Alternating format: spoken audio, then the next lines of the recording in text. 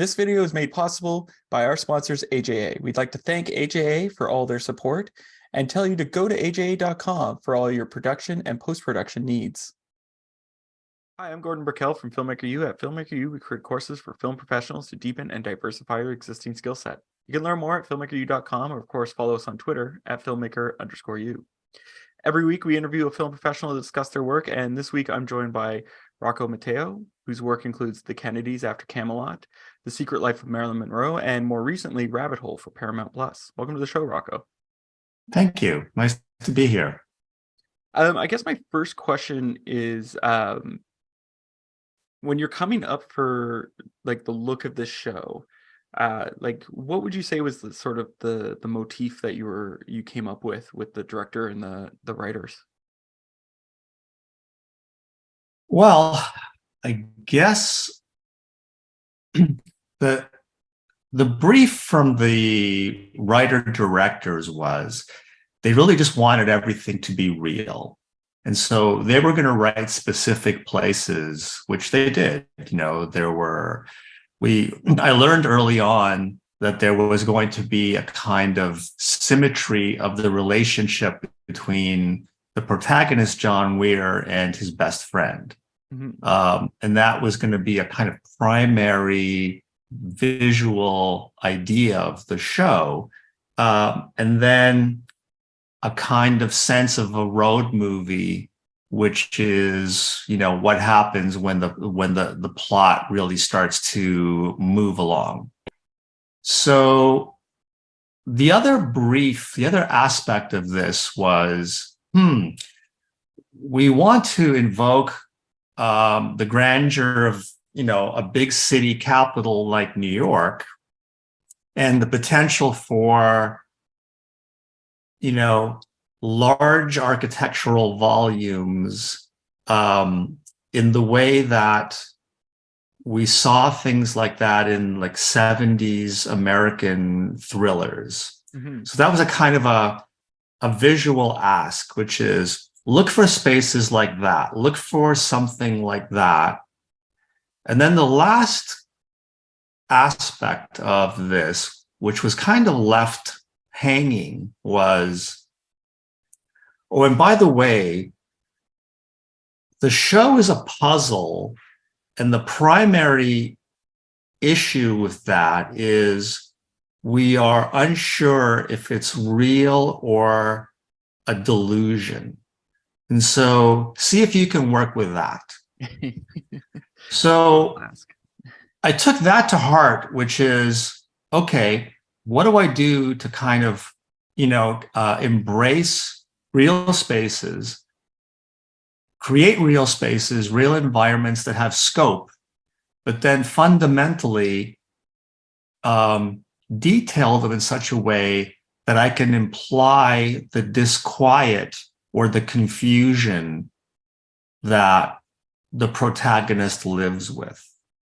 So that aspect, that last aspect, kind of prompted me to think about some things in the way we design the sets, which is, you know, how to create a sense of enclosure while we're doing spaces that are very open.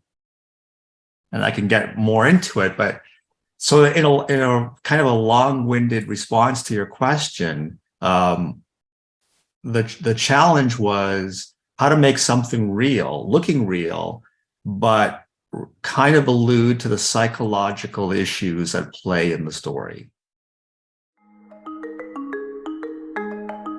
I think what attracted me to color correction was the fact that we were like the next stage of cinematography. And the creative side was huge, trying to understand what was wrong with an image, how to balance it, trying to understand how to let the tools do what you want them to do.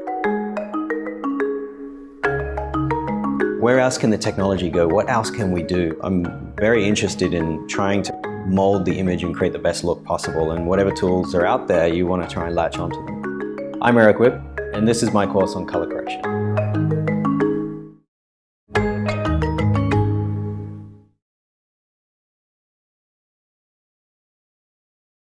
That's Yeah. really interesting because one of my questions is there's a lot of mental sort of play in here, and how did you take that into account when designing the show? So it's right up the where I was looking for. Um, how like I just think about the two characters, like John's office is sort of that darker like brick but high ceilings, and then like his friends is that clean, sharp Right. almost. So So like that's exactly, that's that interesting dichotomy that I learned about when I first read the scripts and asked the writers, so tell me a little bit about these guys. And they said, well, certain things should be obvious. We wrote that Weir's character is traditional, almost like a Luddite. He's like, oh, he doesn't have credit cards. He uses cash. He doesn't have a smartphone. He likes things that are small and controllable. So very much, and then let me point out one thing. When approaching designing the spaces for these two, they're based on some real world entities that the writers directed me towards. They said, look at this and look at this. They're actually real companies that we're kind of riffing on. Maybe you can find out a bit more about them. So I did, and I'm kind of, so a combination of research and speculation led me to think, okay, so Weir is in downtown Manhattan in a very grounded environment, brick and mortar, heavy timber, very tactile, old materials. We designed the space that was across the entire floor of this warehouse. But it allowed me to play with things like, when do we have views outside and when don't we? So level changes, playing with the heights. Mhm. And then using the kind of motif of industrial glass material, reeded glass, pebbled glass, sometimes clear glass, to set some intimacy and limits to the immediate space, but you're always aware of the larger space. So once I kind of felt that was appropriate for Weir, which was, he's in the city, he's downtown, they know where to find him, but there's still a sense of groundedness and privacy that he can feel comfortable in. So his best friend, and we learn in the story at some point, they were actually partners together when they founded the company. And then they made a decision to split and pursue different aspects of that world. So the Valence's environment is really it's the flip side of the same coin. So what we have is, again, a kind of a broad floor plan divided by many kind of glass dividers. The views outside are much more extensive. And unlike, Weir's it's downtown, it has a view, but it's really kind of nestled, in the city. Valence has a towering overview, right? So the first thing was we wanted something which wasn't demure, but, essentially about power. View, equals power.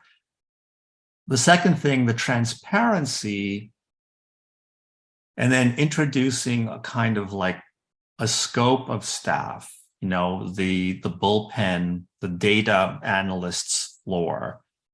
So, they wanted to convey a sense that they're presenting an image of data and technology is the future and it can be benign. Look, we don't have anything to hide. And so when, Valence brings John in for a tour of the space, it brings us into that world and just says, look, everything is visible, everything's out in the open. We don't have anything to hide. Well, that's the case simply because we also notice that they're in an electronic fishbowl. They're being watched. So unlike, Weir's environment where we're self-consciously aware that we're trying to avoid cameras, there it's like you're on show. Yeah. And so, and that introduces, in a sense, kind of a hint at the materiality and its opposite, which is, yes, the more transparent it is, and the more ephemeral it feels, it's actually a kind of fortress of technology. And what's revealed later is what the surveillance aspect means and how it is, powerful in controlling everyone, and giving a sense of anxiety about that. But I felt that in our search for locations, how we augmented them, how we detailed them, that it was always a kind of a balancing act. So if I did something on Weir's side, I would find its equivalent on Valence's side to play that out. Weir's office is very small and intimate, where you sit across the table. You had the same scene in Valence's office, but we started it where, Weir sat way across the room and then, made his way slowly up to Valence's desk, That's really what's interesting about that is when we're first in Weir's office, it feels like when we have that, there's like a wide shot and you can see their desks together. Yeah. But it feels like it's a large space, but then controlled with light to make it smaller or feel smaller. So is that something that you guys did with the cinematographers? How did that work? Yes. I mean, the cinematographers definitely wanted me to always provide scope. They said, Rocco, whatever you do, if you want intimacy, let's play with the materiality. Don't make the spaces necessarily smaller. We'll do that. We'll find a way to put the camera, and quite frankly, a lot of the work we did was playing with the glass and what it would do under different kinds of light. And so, Brendan would love to pull focus and sometimes let the backgrounds go soft, because he loved the way the light on the other side of the glass, 2 bays down, would filter through the reeded glass and then, kind of create a certain effect, It was also helpful, I guess, to, illuminate the actors a certain way. But yes, I guess, the interesting thing is the world of the DBA, of Weir space, was very shadowy and dark. But as much as that might create a sense of anxiety, it was fundamentally still the safe space in the story.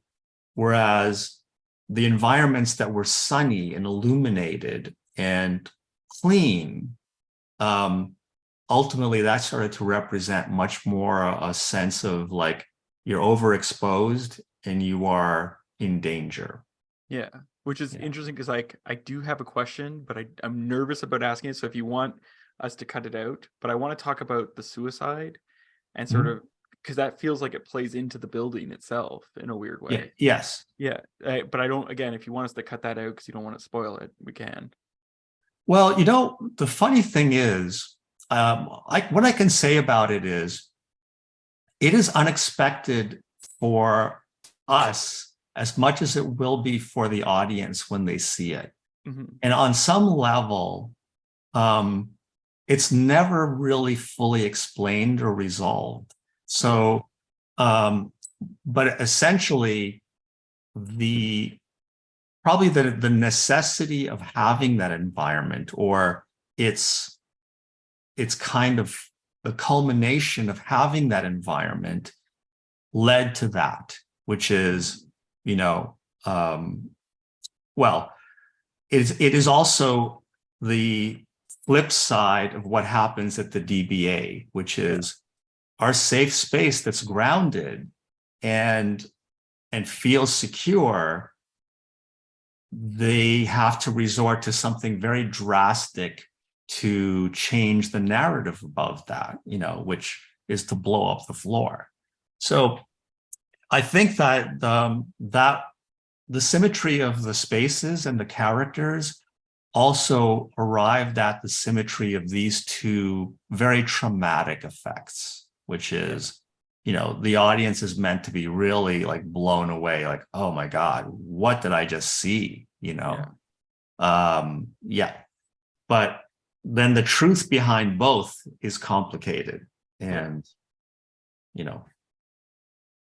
Well, that makes me wonder, and you would know more than I do, but like, I think about like, what's odd is we're sort of attracted to that minimalist or clean aesthetic. Yeah.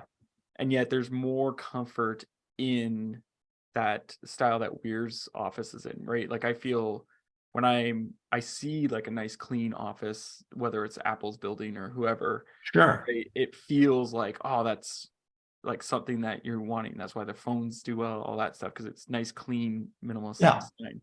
But there seems to be more of a comfort in the old sort of architecture style. Is that something like, I guess what I'm asking is like, is that something you see, or is that Absolutely. In fact, having spent time creating both spaces, and so Valence's office and the balcony and the outer office we built on the stage, and they were literally right next to the DBA space, which the entire floor is built on the stage. Yeah. And I think, we took turns spending time in each space, and it's like, sitting in this office, it's like we would have an art department meeting in Valence's office and say, well, how does this feel? It's like, yeah, this is good.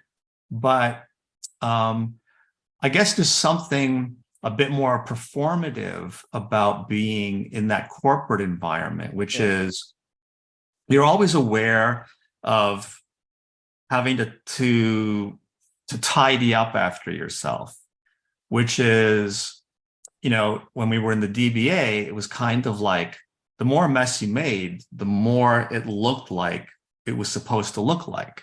Yeah. So, for me, there's definitely not a preference in terms of what I would gravitate to. I'm quite fond of that industrial language architecture. Chances are you'd find a way to make it even more open. But, given the scenario of what we were also trying to communicate that, this is a space that had a prior history. Yeah. And so you on some level make do with what you inherit, as opposed to something that is purpose built and supposedly a kind of an ideal reflection of what you are, so that, for me, it was exciting to do both, and to do them both at the same time, because like I said before, each action, I found a way to make a kind of complementary move that was interesting for us, on the artist side, Now, outside of Rabbit Hole, is there a particular art movement or creative movement that you take a lot of inspiration from or really enjoy when as a production designer? I think being trained as an architect, I'd say minimalist modern is kind of where my headspace would normally go to. Mm-hmm.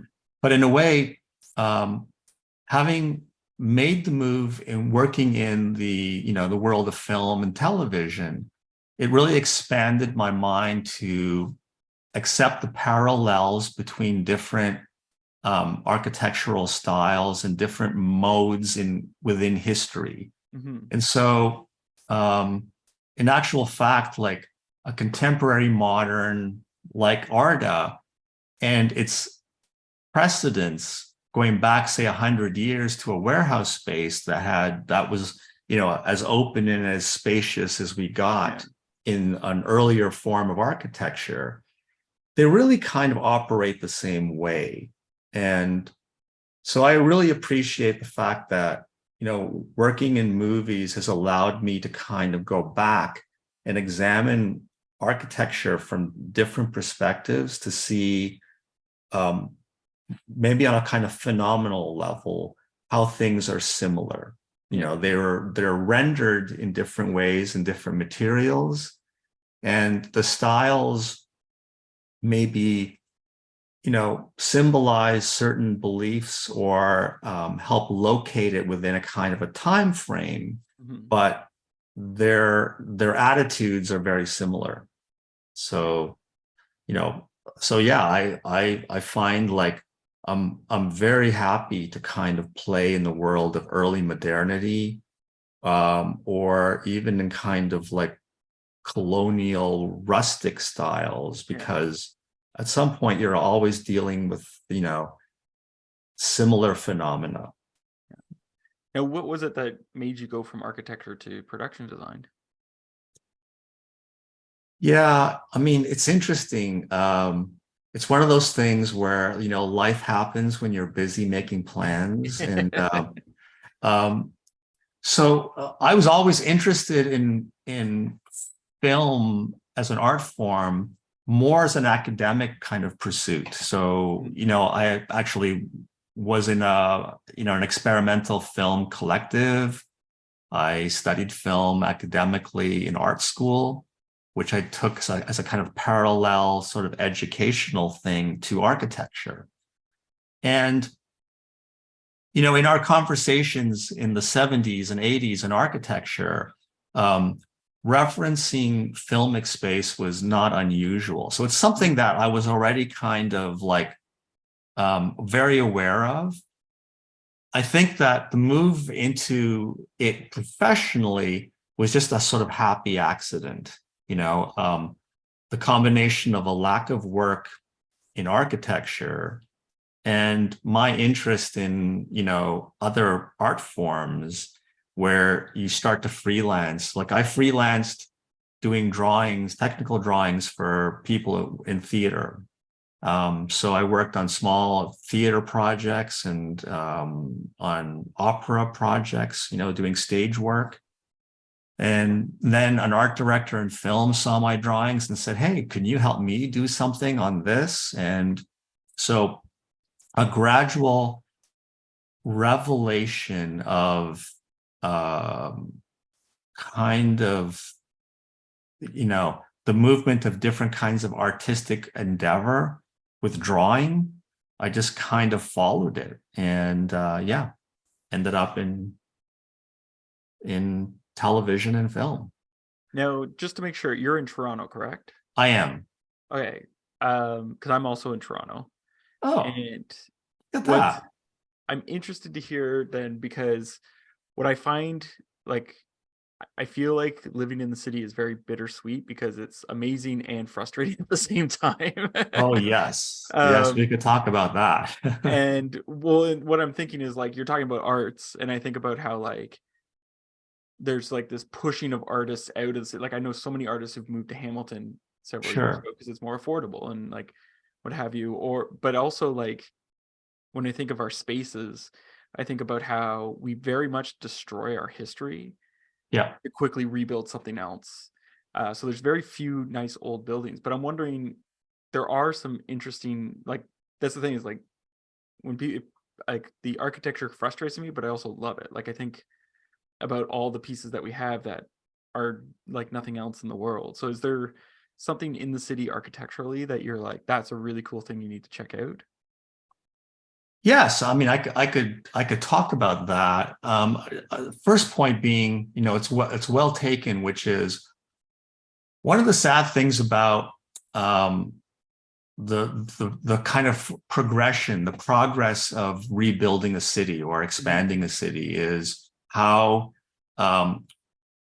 progress has often meant completely reworking or eliminating older layers of city, of urbanism. I think where we've been lucky or have done well is where we can introduce new things and still manage to work them into something that exists that had been working well. And also from the point of view of a kind of tangible variety or expansiveness of palette, because the one thing about the way new buildings are built in Toronto is there's a certain homogeneity across cities all over North America and perhaps the world now, which is that, you know, style, design, intent, materiality, it's kind of the same everywhere. And so what might have been unique about one city, now they're all looking the same. Our skylines, our downtown cores. Yeah. So wherever we can kind of identify something unique, a unique condition, and make it the most and kind of develop it so that we retain that, it's important. So, you know, it's funny you should say, one of my first jobs kind of as while I was a student was for the Historical Society, believe it or not. And it was one of those things where it was a summer job and a part-time job through the year, which was to help the Historical Society document and record old buildings that were in bad shape or were in kind of at that transition where it was like, can that house be saved and given a kind of new life, or that building, or is it going to just be, you know, recorded and torn down? So that was kind of like, for me, a deep dive into some of the history of the city. You know, I worked on a project where I documented a huge warehouse complex that had a clock tower that had been designed by the same firm that had designed the old city hall. And ultimately that building doesn't exist at all anymore. But it was a venue full of artists. All kinds of craft artists, painters, lithographers, photographers, performance artists. And so, yeah, I was a young person running around documenting every space in that building, going into artist spaces saying, wow, what is this? What do you do? And why are you here? And so it's exactly what you say. It was like, it was an incubator for massive artistic creativity on the edge of downtown, in a district that also had, like, you know, interesting bars for music and, you know, watering holes where different people, you know, artists would hang out with factory workers, would hang out with street people, right? And so the evolution of the city has meant that, as you say, the artists can't hang out downtown. They have to go somewhere else. You know, obviously the street people, same thing.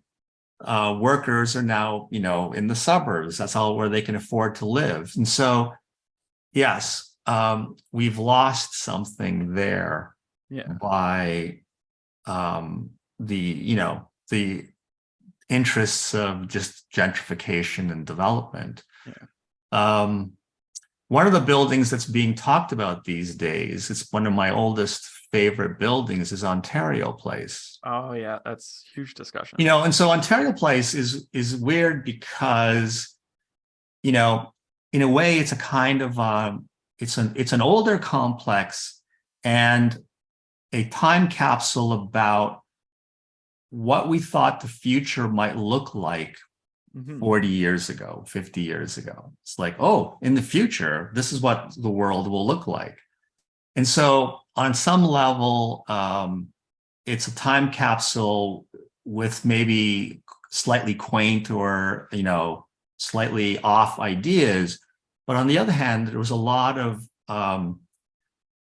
bold optimism Mhm. about what that was and what it wanted to do and promote that, you know, there's a lot of us hope that whatever happens to that, it isn't lost architecturally, you Yeah, know, same here. and programmatically, like. And the science center, because they're trying Well, to yeah, do work exactly. And the too. Science Center is also very much like that. You Yeah. know, it was an interpretation of a kind of unusual landform, that kind of interesting valley condition. It was out of town when it was built, but yeah, I mean, the language of the concrete and the plains, and yeah, and Ontario Place being a kind of lightweight building that hovers over water, and then has a landscape that grounds it, with pavilions and domes. And, years ago when they took out the Forum, I remember thinking that was a sad move, because there was a kind of like landscape architectural element that a lot of young people had happy memories about. You got to see shows that were generally free, and just physically, what it represented was very cool. So yeah, hopefully that's not going to be lost. I really hope not to. Well, and it's interesting that you talked about the building where it was like an incubator for creatives, because my first job in the film industry was in Liberty Village. Right. But it was like Liberty Village before what it is today, where it was like literally, it used to be a factory and every single place was an artist or an independent of some sort, and they were all just sort of working together, and it was amazing. Yeah. And then you go there now and it's really sad. Like, it's amazing in a different way, but it's kind of sad. Yeah, it is. I mean, I guess it's kind of the ongoing history of cities, which is there's always a community of souls that live in the fringes that help interpret that and create a kind of like, using a creativity and an excitement to showcase possibility. And I do wonder, like, at some point you run out of city space, like, so a lot of them have gone to Hamilton. Now it's starting to happen there. Where are we going to go next? I think perhaps the countryside might be the next place to go, but there's something about access to cities where it's possible to have connections between a lot of different communities. It's kind of essential. So they've got to figure out a way to do that. I have to ask you, because the OCAD shoebox, what are your thoughts on that? Because when it first came out, remember there's that website in Toronto where it's like worst architecture, and it won the award that year. But since then, I've learned more about it, and it's sort of changed my view. And I'm wondering what your thoughts are on that. Yeah, it's funny. I don't often think about that. Maybe it's because I always drive by it and it's so up out of my eye line that I hardly ever notice it. For me, it's a kind of a bold gesture that ironically isn't very experienced. Like, I never really experience it. It's something you notice if you're across the park and down the street and look up and you can see it. It's like, oh yeah, right, that thing is there. I notice other buildings much more than I notice that one.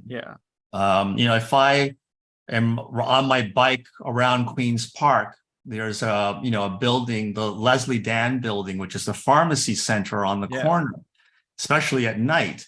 Like, I notice that one way more than I notice other things.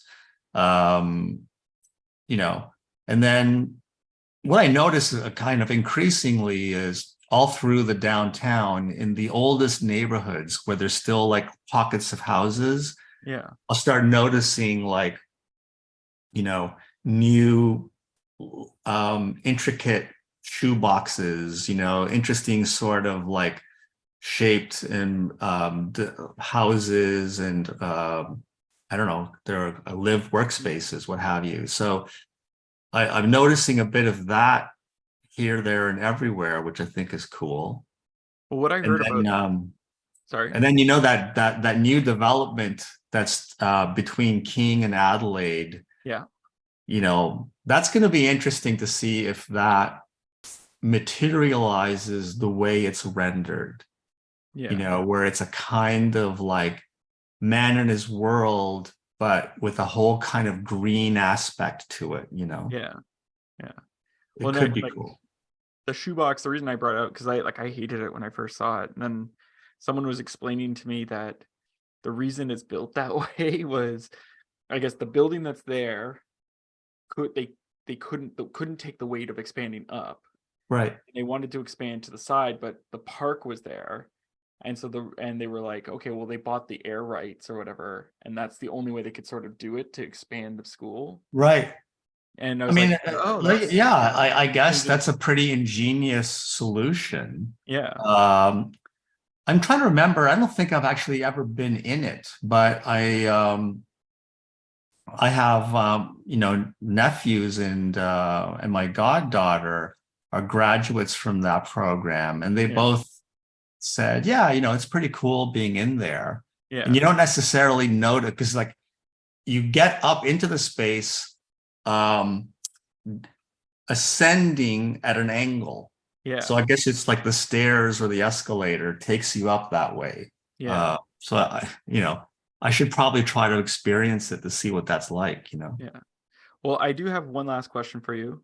Sure. We could talk architecture all day. I love architecture. I didn't study it and I regret not studying it. What would you say is your favorite guilty pleasure film or TV show to watch?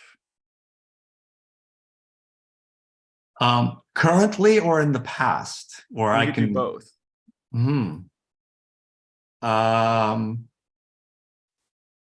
Right. So I guess by guilty pleasure, there has to be something about it where it would be, somewhat surprising that we would want to consider it in a serious way. Just give me a second to think about that. Yeah.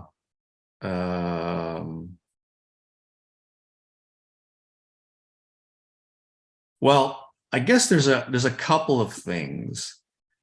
Very often I'm dragged into watching programs because my partner will say, she runs the kind of television viewing at certain hours. So it's like, oh, you have to watch this. So I've started watching something that she regularly watches, which is Coronation Street. Oh, no way. Even though it's like dramatically implausible on so many levels. Yeah. I will come and go, and it's like, if she's watching it, I'm like, oh, what's going on? What did he do? So there's something comforting about watching it with her. But here's the irony. So a little while back, and it might have been, I don't know, the darkest parts of the winter, we were doing that thing where we were just kind of like, let's find something that we hadn't seen on Netflix. And I dug up Copenhagen Cowboy. I was kind of riffing on that director's work, and I had seen some of his movies, and I said, hey, let's look at this. This sounds interesting. And I made my partner watch it. Definitely not her cup of tea, right? But we made ourselves kind of get into it, and it was actually very rewarding. I started telling other people about it, and when they went and saw it, they were just saying, what is this? Why did you make us watch this? But as a kind of like dramatic fairy tale with a very, very unique visual palette with a hot and cold temperature lighting plan that's kind of front and center to his aesthetic. I I've had to justify watching it to a number of people, but I really look at that and say, I love stuff like that. That I felt was quite rewarding to watch. That's a great one. Yeah. Well, thank you so much for letting me interview you today. Thanks. It was fun talking to you. And look at that, you're in the same city, Yeah. Maybe we'll run into each other somewhere. Yeah.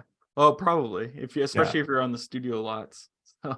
Yeah, I'll look for you. Yes. Well, thanks so much for this. And that's it for this week, everyone. Make sure to check us out at filmmakeru.com or, of course, on Twitter at filmmaker_u. I'm Gordon Burkell. Thanks for watching. This video is made possible by our sponsors, AJA. We'd like to thank AJA for all their support and tell you to go to aja.com for all your production and post-production needs.